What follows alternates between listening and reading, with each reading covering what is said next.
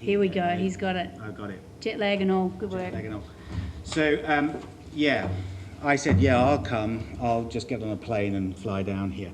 So, some of you may have seen some of the slides I'm going to talk to you about. I've been lucky to have visited here twice before, being hosted by the University of Southern Australia, the Rose Bryant, with Marion, and I was lucky enough to come and hang out here and talk to you a little bit about some of this stuff with some of you. He says confidently, hoping his slide's going to work about. But actually, in reality, what I'm going to talk to you about is data squishing for fun, because that's really what TREs are about. It's about squashing some data together from various places. Let me put that there. But yeah, just to point out, I have commuted 16,000 odd kilometres today, arrived at about exactly 5:39 this morning, so about 5 flights later. So hopefully I can hang out for the rest of the week. So very quickly, Southampton, for those of you who don't know, is a reasonably boring place on the south coast, next door to the Isle of Wight, which sort of looks like about the same size as Singapore, but not so hot. And as a region, we cover about 3 to 4 million people as a population, about 50 million across the south coast, and my hospital today is about 1.3 million people that we look after. So I think we've talked a little bit about today about why do you want a TRE, and we've talked a lot about technical things. But who wants some health data? Does anyone want any health data in the room? Probably most of you. But certainly these guys want health data in particular. So it's nice talking about what we want to do. A lot of this is also driven by the fact that there's been a huge amount of technology change. So these are a load of title pages of publications that happened over the year. Most of these are from like the 1980s, 1990s. And not a lot happened, but I'm pleased to say that actually we're beginning to see a lot more up-to-date publications talking about, in particular, artificial intelligence within this particular space, which is a pretty big driver, I think, for a lot of the reasoning behind having a TRE, but I wouldn't say actually the sole purpose of why having a TRE. So I'm obviously here to talk a little bit about what we've been doing in the UK. Lots of people look to the UK. I can't say we do it right, and I know there's colleagues following on from me to talk about HDR UK. We're pretty good at making a complete mess of everything, spending a lot of money on it, and then trying to finally work it out over a long period of time. So I'd strongly recommend legitimate theft and steal from us in the NHS what we've done, because we spent quite a lot of amount of money on it. But actually our development of an SDE has really been built on quite a long historical investment into infrastructure for research in the UK anyway, through the National Institute for Health Research. So there's a quick map of the UK showing some of that core infrastructure and how actually the SDEs are basically an augmentation to that existing infrastructure. For those who haven't seen the 6 national use cases with Health Regulatory Authority approval, artificial intelligence there, but obviously the other activities that we're particularly keen on, the NHS clinical trials, real-world studies, translational research, epidemiologies, and health systems research. But I'd probably go as far as to say to actually make sure that this is not just about research, it's also about delivering care. The key thing that we're supposed to be doing is about delivering care. I could say, well, what has a TRE ever done for us? You know, a bit like what did the Romans ever do for us? A lot of it produces lots of really interesting results and lots of papers, but how does it really translate back into patient care? So I think that word health learning system is actually quite important. And of course, this is all premised on a huge amount of reasonably boring policy that nobody ever really bothers to read, but you know, ultimately there's been quite a lot of policy activity in the UK talking about this, and particularly following on from COVID-19, where obviously the use of data was highlighted as being pretty critical for our response in the NHS, but actually also building upon some other core activity historically that we've been going on. So once the genie comes out of the bottle, it's pretty difficult to put the lid back on the top of it. But you here actually, from my experience of being here, you've got a real opportunity because you're a state, number one. You've got a reasonably well-defined population. You have a single EMR. And so actually you've got a lot of opportunity to really achieve in this as a state. Whereas in the NHS, talking about open plan care is actually a little bit more difficult, because actually people think of the NHS as just being one big homogeneous system, but it's not. It's not like the Indian railway system. It's actually thousands and thousands of legal entities and patients transiting between those different entities. And actually the kind of the logistics and the legal side of it is quite complicated, but patients expect that they don't see it like that. They just see, they go to the GP, they go to the hospital, they just think there's a big magic database somewhere, which of course there isn't. And then the other thing I think is also about being able to understand what we're trying to do in this particular space as well. So I could ask you to put your hands up as to how many people here are data scientists versus clinical people, but most clinical people don't speak data science, and to be honest, it's probably easier to teach data scientists to a clinician than it is to teach medicine to a data scientist. So actually clinical informatics is a bit of a unique specialty, which is a bit like a Babel fish, which of course if you're old enough you'll understand is a universal translator from the Hitchhiker's Guide to the Galaxy. My personal experience, though, is going to be talking a little bit more about governance, because although this sounds new and exciting, a TRE, in reality we've been extracting data out of health systems for a very long time for lots of reasons. We've just been doing it very manually through what I refer to as swivel chair interoperability. And actually it's the governance bit that you've got to get right in the first place. If you don't know what research you're actually doing, it's very difficult to try and measure the effectiveness of investing in things like TREs, and that's again where the NHS has invested quite a lot into its core fundamental principles around governance. So I also happen to run something called the EDGE program in the UK, which looks after about 35,000 users in the NHS, covers about 92% of the NHS. And with that governance, we've actually been able to really drive down the times to do research. And really, from a site perspective, if I turn up in my own hospital and ask to start a research project, the target is from that day I hand someone a protocol, 30 days later, someone gives me approval to basically go and start recruiting patients. So TREs are good, but we need to think about the speed and the governance, particularly when we're talking about who are we actually trying to service this data from a business perspective, not just from an academic and a health system, but also from an industry perspective, but more importantly, from the patient's perspective, the faster we set up research, the better. So just think about TREs in isolation, I think, is slightly wrong. To make matters worse, our Prime Minister has decided that we're not going quick enough.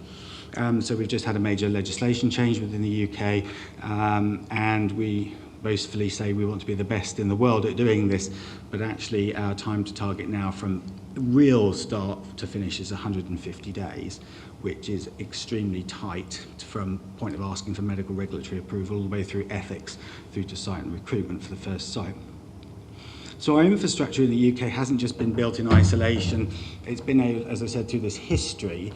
In particular, it started with stratified medicines programs 1 and 2, which looked to extract real-world clinical data from the health system, from the electronic medical record, and squish it with some genomics data through to our 100,000 Genomes project, and then further to where we are now with BRCs, NHR infrastructure, and our HDR UK, and now national secure data environments. And so we're probably now in the red bit somewhere. This is the sort of phase we're currently in. So to talk a little bit more about Southampton, though, the Wessex approach has been really, rather than just consuming every piece of data we can lay our hands on, and we've talked a little bit about administrative data today.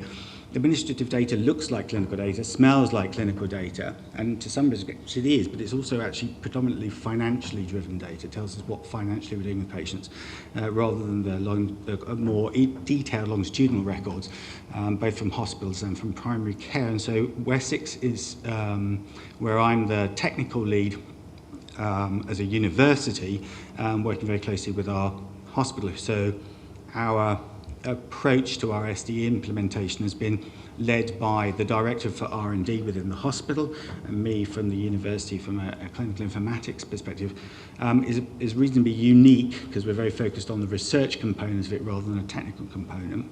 And so we've tried to pick research exemplars. So rather than trying to eat the elephant in one go, we're trying to look at how we can actually bring quality information into the system slowly, carefully, thoughtfully, and to make sure that it meets research need. So in its simplest terms, this is basically what we've managed to build. And we didn't build this just for the call for the SDE, which has started about 3 years ago. This is something that's taken us about 10 years to build to date. We've got our EMR, as you can see on one side of the screen, and then we're using EDGE as a governance platform in the middle and to manage the kind of linked anonymization process through to actually what is a commercial platform we've opted to use through BC Platforms, which happens to be one of the underlying engines for HDR UK. So from an integration perspective, should be able to make this a lot easier. But you can see all the use cases we've got, which we've talked about throughout the course of these last hour or two, but also about how do we actually consume data. Now, one of the key things about this is actually sitting inside the NHS network. So this is SDEs at a national level, our secure data environments sit in the NHS. They don't sit in universities, which I think some universities might be slightly upset about. But, and historically it's about universities have the infrastructure, but actually we're trying to sort of readdress the balance and actually come at it from a different way. But I do think, again, if you do this in partnership, we shouldn't get so hung up about where the data is. It should be where it's best placed to be. And if we're talking about health data, then it should probably be there. So this in its simplest terms, again, just shows it a little bit slightly level. Use the edge from a governance perspective, same thing everyone else has talked about. This is all cloud-based architecture sitting in Microsoft Azure, so we're cloud first as our primary deployment according to government legislation. But I think the other thing is to talk about standards. Lots of people talk about data protection, and we talked about 5 safes. And if I was being really critical, I'd say the 5 safes is, it sounds nice, but it's actually a duplication of what's already been happening historically. It's just some computer scientists have called it 5 safes, but technically it's all based on a load of other things. But we've also been looking at not just thinking about data protection, but about what other standards are there, the bridge model, CDISC, good clinical practice, OMOP data standards, data protection, clinical trials legislation, CRF 20 Part 11. I could talk about this all day. There's multiple things we could talk about.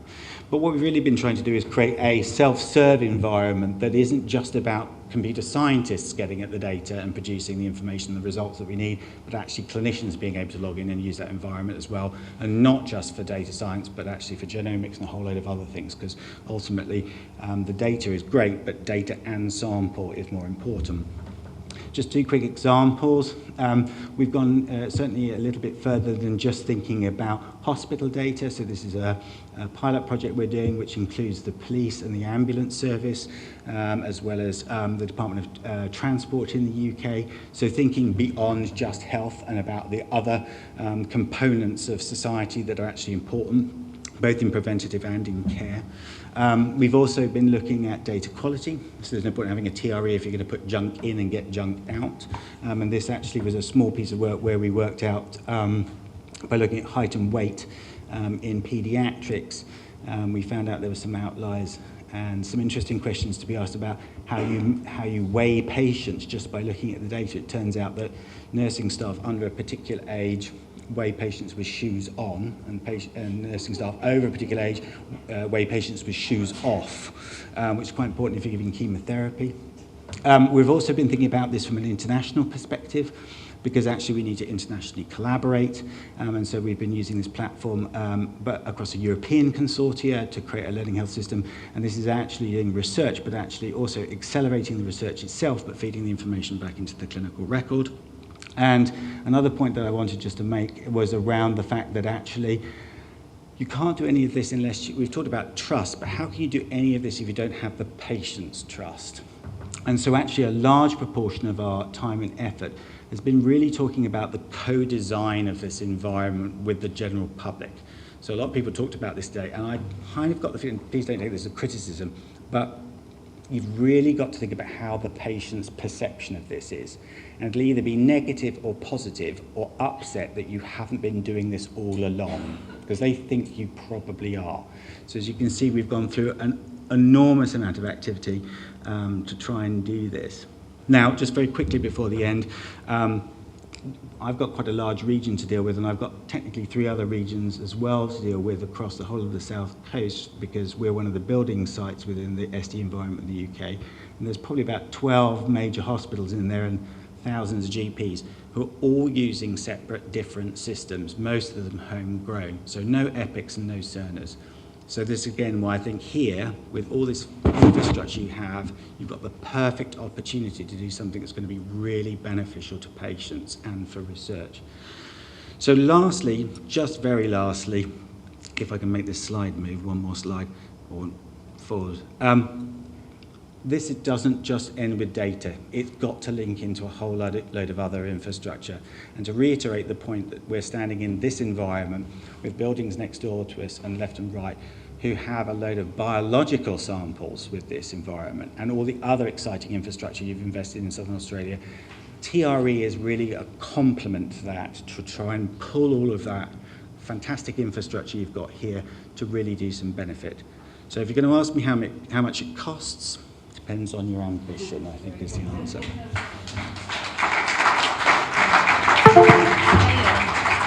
Stay there, we might have a question. I think we've got time just for one question if someone's got one.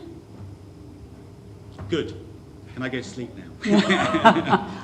Okay, but thank you so much and thanks for coming. And I know there's various meetings that you're going to have across the next few days, so hopefully it's a very worthwhile trip. Like I said, I don't know whether we're doing it right. I described it the last time as we're trying to make movies. We haven't, we're making movies we haven't finished, we're watching movies we haven't finished making. And I don't think any of us are right or wrong, but I do believe that sharing experience and best practice is probably the right way to go about it. And again, I know I'm sounding like I'm being nice to you here, but you have so much facility here and fantastic opportunities. I'd be deeply upset if you didn't manage to pull this off, because I think you're right at the point to do something great.